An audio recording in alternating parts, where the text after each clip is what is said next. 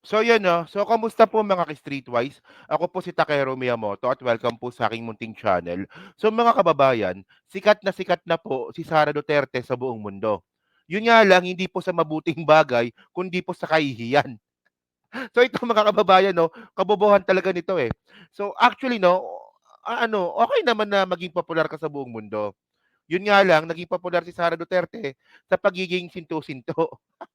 So ito ba 'yan? So tingnan niyo 'to, actually ito, balita ito from Al Jazeera, okey? Philippines Vice President Sara Duterte threatens Marcos assassination if she is killed. So yung pagbabanta po ni Sara Duterte po sa Presidente Bongbong Marcos natin, actually hindi lang kay PBBM, pati kay Lisa Marcos at saka kay, Martin Romualdez, 'di ba, nabalitan na po ito ng foreign media sa buong mundo. Oh, 'di ba? So itong Al Jazeera News mga kababayan, popular po na media company po ito sa Middle East. Nakabase ito sa Qatar 'no, sa Qatar, I think sa Qatar ata 'to if I'm not mistaken 'no. Sa Qatar nakabase po ito at popular na popular po ito sa mga Arabo. At bukod po diyan mga kababayan, nabalita rin po si Sara Duterte sa AP News, 'di ba? The Philippine Vice President publicly threatens to have the president assassinated. Wala yan, so itong, AP News naman mga kababayan, so ano 'to, 'no, Associated Press ba 'to? Oo, Associated Press. Nakabase naman ito sa New York, sa Amerika. Kita niyo 'di ba?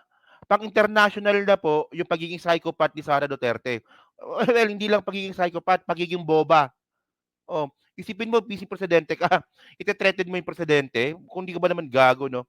Oh, tapos Reuters, Philippine VP death threat against the president as security matter, official says.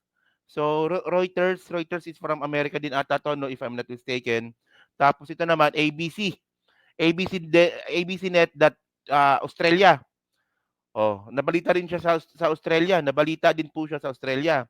Tapos siyempre CNN World, okay? Philippine Vice President says she would have Marcos assassinated if she killed. 'Yun mga kababayan, okay. So ito, so alam niyo mga ka-Streetwise 'no, ang pagkakaalam ko po kasi talaga, sinabi ito ni Sara Duterte nung sa Zoom meeting niya sa mga DDS vlogger. At ang pagkakaalam ko 'no, yung nagtanong sa kanya dito regarding sa issues po na 'yan, yung baklang vlogger na si Maui. Oh, "Maui kasalanan mo 'to." Kung ikaw, kasi hindi ko napanood ng buo, pero base po sa mga comment section na nakita ko po diyan sa baba 'no, si Maui Spencer pala yung nagtanong sa kanya nito. At ito yung sagot ni Sara Duterte, ipapagano'n niya raw po yung presidente. Oh, "Maui kasalanan mo 'yan imbis na mapabuti napasama pa." Oh, at in the first place mga kababayan, 'di ba? In the first place, si Sara Duterte po wala pong pakialam sa mga vlogger 'yan. Wala pong pakialam sa mga DDoS vlogger 'yan, 'di ba? Sabi yan ni ano, sabi yan ni Pebbles. Alam po natin na si Pebbles po ay dati pong DDS vlogger 'yan. So nung si Pebbles po ay nandun pa nga sa kampo ng mga DDS, so hindi po talaga nag-e-entertain si Sara Duterte ng mga vlogger. Pero sa pagkakataon po na 'to, na nangangailangan sila ng propaganda, saka lang nag-approach si Sara Duterte ng mga vlogger.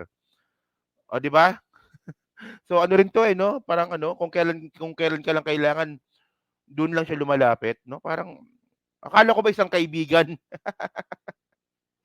Kung merong manggagamit dito si Sara Duterte pala yun. So ngayon mga kababayan 'no, so ito na nga, nabalita na nga sa buong mundo itong katangahan ni Sara. So itong si Sara Duterte naman mga kababayan, nagmaang-maangan pa, na sabi niya, "Wala, hindi ko naman itutuloy yun. Oo, sabi ko lang naman kung, gano'n, gano'n." Para mas maganda 'no, ito yung video niya kanina. Panoorin natin 'to, sige. Ito na ba yun? Ito, sige, panoorin natin.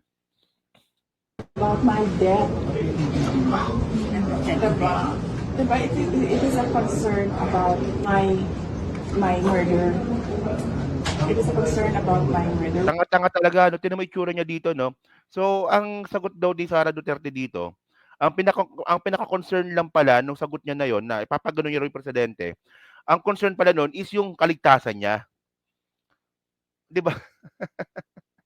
Actually mga kababayan 'no, kung ganito yung palusot ni Sara Duterte, Hindi po 'yan yung point. Kasi ibig sabihin nun mga kababayan, meron kang kakayahan para gawin 'yon. Meron kang kasi sinabi mo, eh, kapag ako, may nangyari sa'king masama 'pag ako na gano'n, papagano'n ko rin ang presidente. Meron na akong inutusan. So, anytime mga kababayan, maganon ka man o hindi, 'di ba, puwede mong utusan 'yon. Kasi meron ka ng inutusan, eh. Puwede mo ng utusan 'yon na, "Sige, i-go mo na. Tirahin mo na 'yan." So death threat nga. Akala kasi ni Sara Duterte mga ka-streetwise, katulad siya ng tatay niya. Kasi yung tatay ni Sara mga kababayan, puwedeng ipalusot, eh, na hindi nagbibiro lang yung presidente, nagbibiro lang yan si Digong. Pero si Sara Duterte mga ka-streetwise, wala siyang gano'n.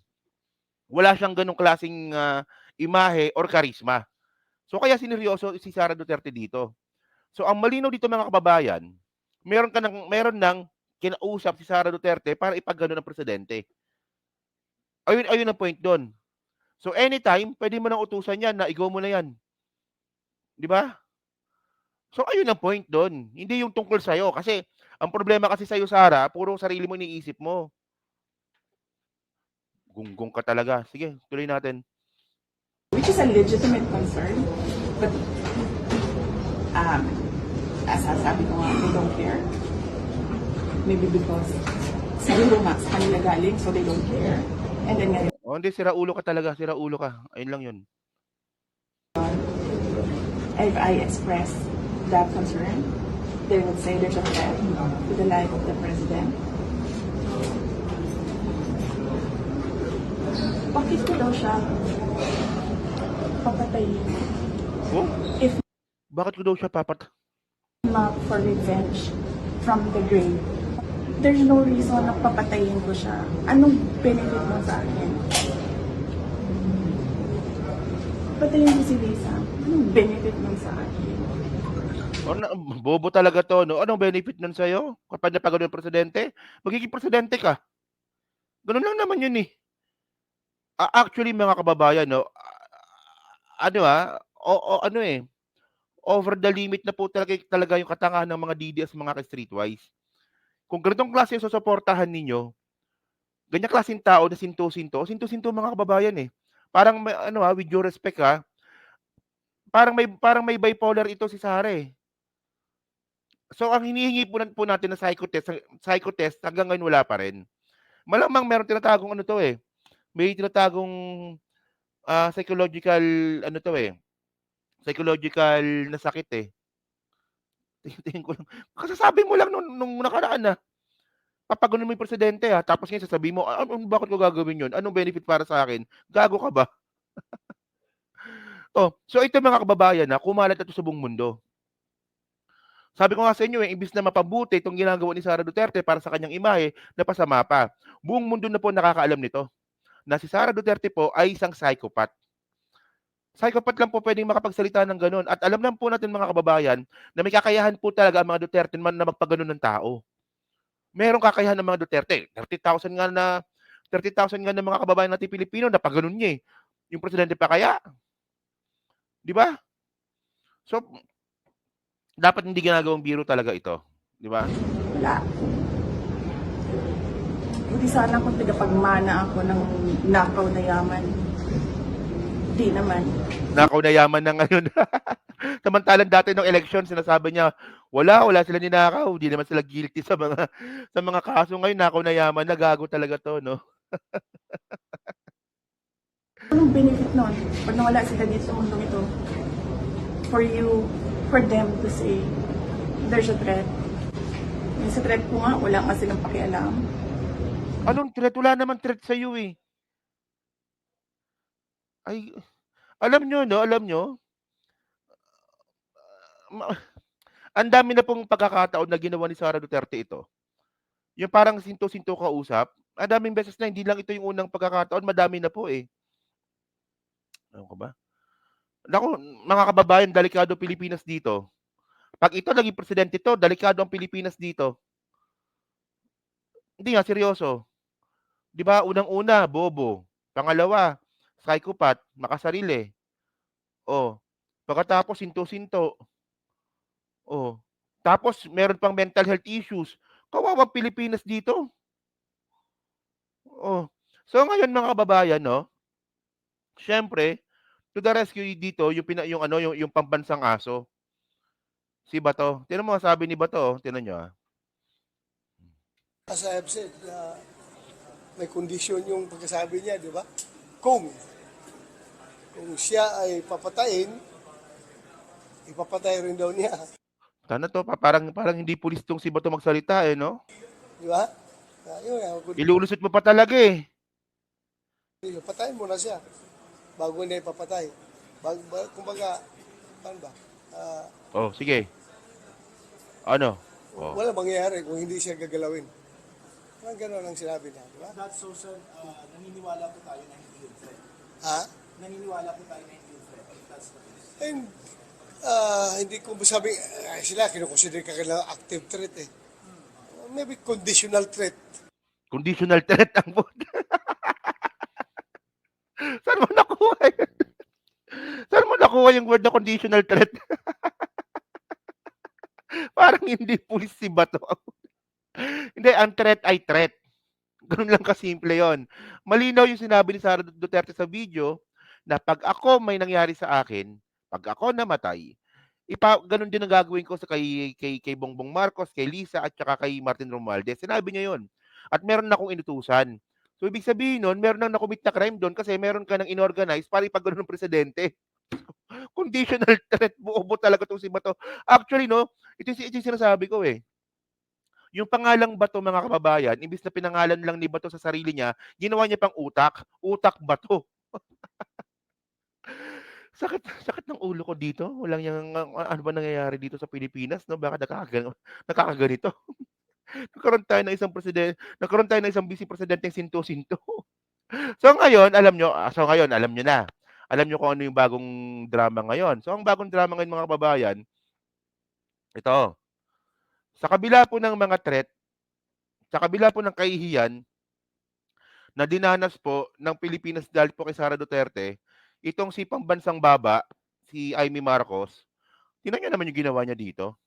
Oh. Amy Marcos checks on Duterte aid amid threat versus brother Bongbong. So talaga, Amy, yung kapatid mo, pinagbantaan. Tapos ang ginawa mo, pinuntahan mo pa yung taong nagbanta sa kapatid mo. Nagbigay ka pa ng simpatsya. Baliktad talaga utak mo talaga. Eh, ako hindi ako naniniwalang hindi ka anak ni ano Kasi may mga chismis mga kababayan, 'di ba, na si Amy Marcos daw po hindi daw po totoong anak ni Imelda Marcos at saka ni Apo Lakay. Hindi ako naniniwala doon. Oo. Pero dito sa pinagagawa mo, posible nga siguro. Una kasi mukha mo pa lang mukhang hindi na Marcos talaga, haba ng baba mo eh. Tingnan niyo tingnan niyo. Talagang nag-helicopter pa talaga. Tingnan niyo nag-helicopter pa talaga Tingnan niyo.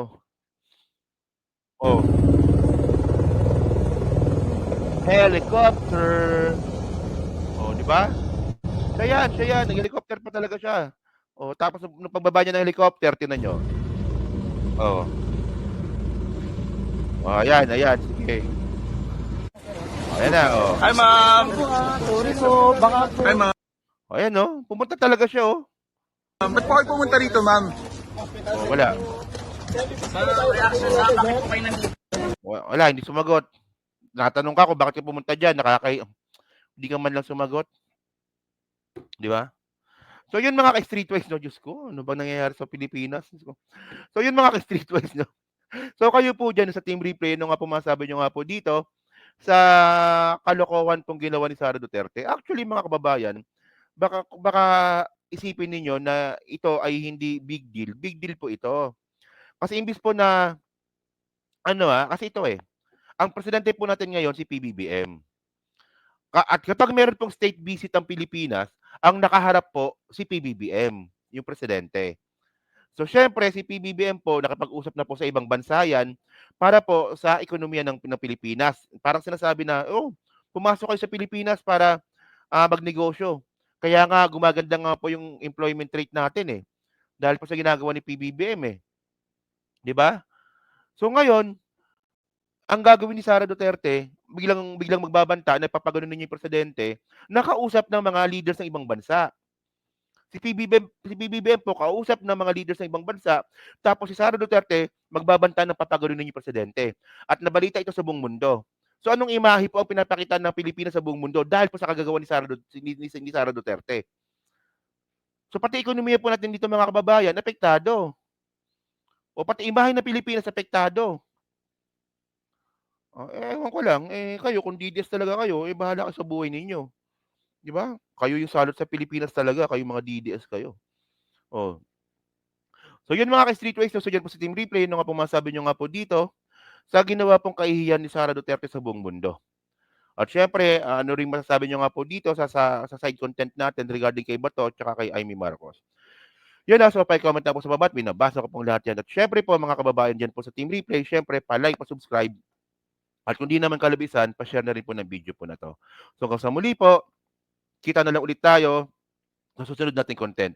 So thank you, salamat, and bye-bye.